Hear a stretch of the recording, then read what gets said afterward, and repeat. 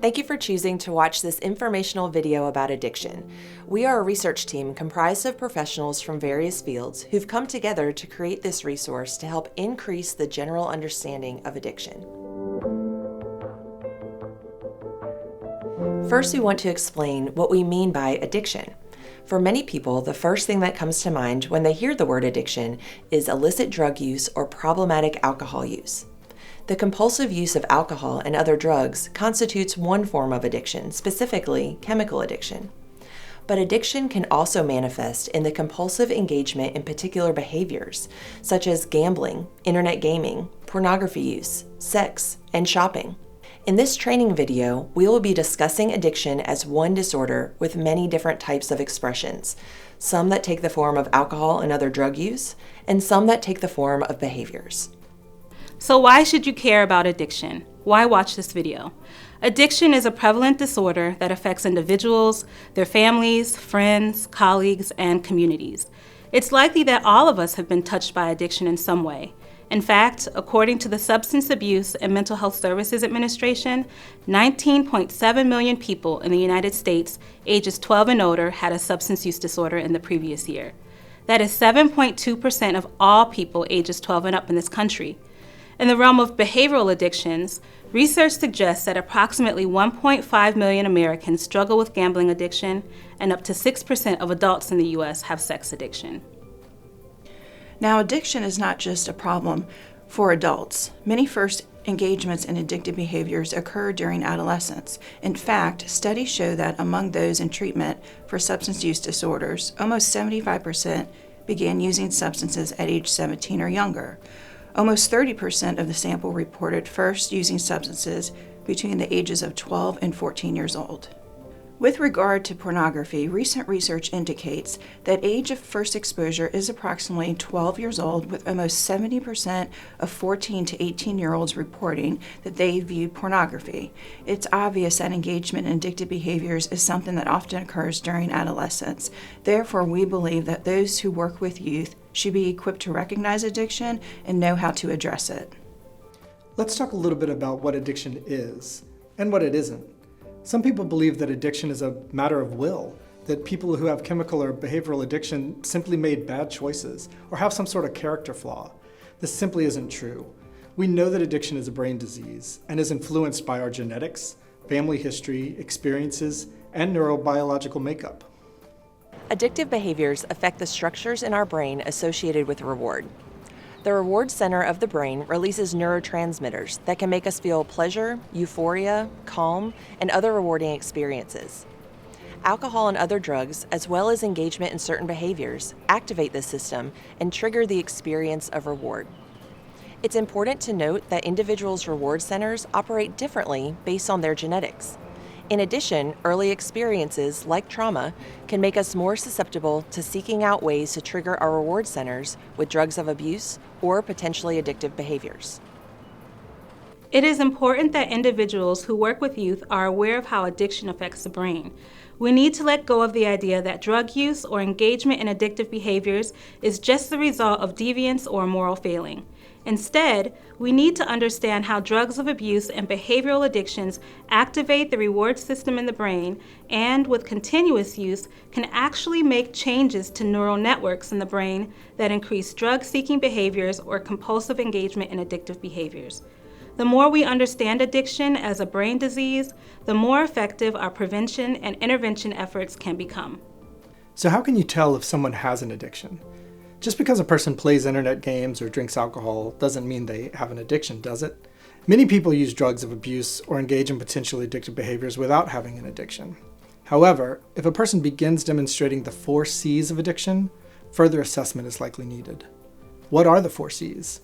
Well, these are the hallmarks of addiction, and they include a loss of control over the behavior, continued engagement in the behavior despite negative consequences, compulsive engagement in the behavior, and the experience of craving or mental preoccupation with the behavior. These 4 C's can apply to substance use or behavioral addiction, and they're fairly easy to remember: compulsivity, loss of control, negative consequences, and cravings. If the 4 C's are present, it may mean that the individual has an addiction. So let's consider an example. Suppose you're working with a high school student who loves to play internet games with his friends. He will play 3 to 4 hours in the afternoon and gets frustrated when his parents tell him to stop gaming and do his homework. Although he loves gaming, this student can control his gaming behavior, he isn't experiencing negative consequences, and he doesn't crave gaming when it's unavailable. Now contrast this student with another high schooler who games frequently in the afternoon and sometimes through the night. He's lost interest in other activities and seems to be unable to control his urges to game. He continues to game even though his grades are failing, he's experiencing conflict with his friends and family members, he's neglecting his personal hygiene, and he's not getting enough sleep. He often experiences bouts of rage when he performs poorly in the game as well. When he's unable to game, it's all he can think about, and he finds himself counting down the minutes until he can get back to his computer. When he makes deals with his parents about limiting his gaming, he always ends up breaking them and gaming more often or for longer periods of time than he promised. The second student seems to be demonstrating the 4 C's of addiction. His gaming has become compulsive, he's continuing to game despite negative consequences, he's lost control over his gaming behaviors, and he craves gaming when it's unavailable. In this instance, the student needs further assessment for internet gaming addiction. To help us become prepared to recognize and address addiction, it is important to know about drugs of abuse and potentially addictive behaviors. So let's consider drugs of abuse. There are depressants, which include alcohol, benzodiazepines, and barbiturates, which slow down the central nervous system. Some of these depressants, like benzodiazepines, are prescription medications like Xanax and Klonopin. Individuals who take prescription drugs without a prescription or more than prescribed would be considered misusing the substance. Another class of drugs is stimulants. These include nicotine, cocaine, and amphetamine, all which speed up the central nervous system. Prescription stimulants include medications for attention deficit hyperactivity disorder, like Adderall, that some students take as a means of staying up all night to cram or study. Along with depressants and stimulants, another class of drugs is opioids, which can include oxycodone, hydrocodone, heroin, and fentanyl. Prescription opioids like Percocet or OxyContin are used to manage pain. Other drugs of abuse include hallucinogens like LSD and shrooms, and inhalants like aerosols or solvents such as paint thinner. Additionally, there are cannabis products, which are marijuana in various forms that can be smoked, vaped, or ingested as edibles. Finally, there are additional synthetic drugs such as bath salts, synthetic marijuana, and ecstasy, whose chemical compounds are constantly changing, making the effects hard to predict. Among adolescents, nicotine, alcohol, and marijuana use are most prevalent.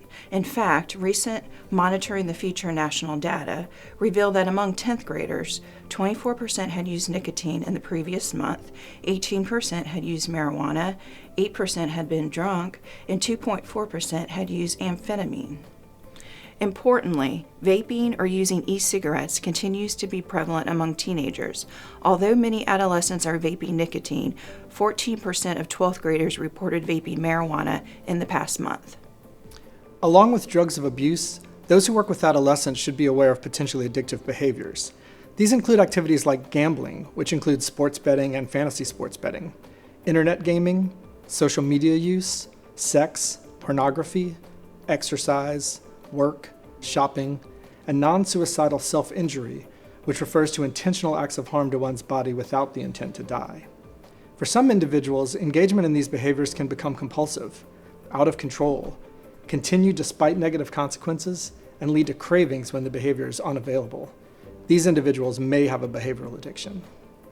So what are the signs or symptoms that an adolescent may be using a drug of abuse or engaging in an addictive behavior?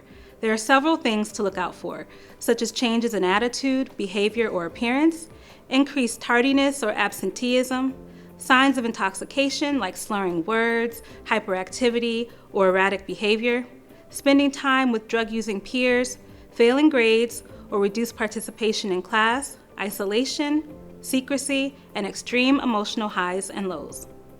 When any of these signs are present, it's important to engage in a dialogue with the adolescent and their parents about substance use or addictive behaviors. There often is a lot of shame around addictive behaviors, so a non-evaluative, empathetic attitude is necessary to help adolescents feel valued and safe. It's important that those who work with adolescents already have a plan for how to address chemical and behavioral addictions so they can get students connected with the resources they need. Depending upon the unique experience of the adolescent, including the severity of their addictive behaviors, the presence of co-occurring mental health or physical conditions, family involvement and support, and emotional and behavioral conditions, they may need a referral to a residential treatment facility, an intensive outpatient program, a family counseling program, or individual outpatient counseling. With the help of professional counselors, and in conjunction with the adolescent's parents or guardians, the right treatment or counseling options can be determined. Unfortunately, the criminal justice system often is the primary referral source for adolescent addictions treatment. Rather than waiting for criminal activity to take place, those who work with adolescents in schools and in the community can be the first ones to recognize, identify, and refer youth to the services they need. And finally, what can we do to prevent addictive behaviors from starting among adolescent populations? One of the primary preventative measures is to open the lines of communication early. Rather than it being a taboo subject, talk to adolescents about addiction so they can be informed and have accurate information. Let them know what they should do if they have experimented with alcohol or other drugs or addictive behaviors. Who should they talk to? Where should they go? Normalize rather than vilify these experiences, and let them know you are on their side. Also, research points to the fact that deficits in coping strategies and problems with emotion regulation are some of the biggest risk factors for substance use and engagement in addictive behaviors. If an adolescent is struggling with a problem and does not know how to cope with negative emotions, they may turn to drugs or other addictive behaviors to feel better, although temporarily. By teaching adolescents how to identify, express, and manage their emotions, the probability of using addictive behaviors to regulate negative feelings may decrease. There is a lot we can do to address addiction among adolescents and, in doing so, create safer and healthier environments in our schools and communities. We hope you found this training video to be a helpful resource, and if you would like additional information, don't hesitate to contact us via the information provided on this website.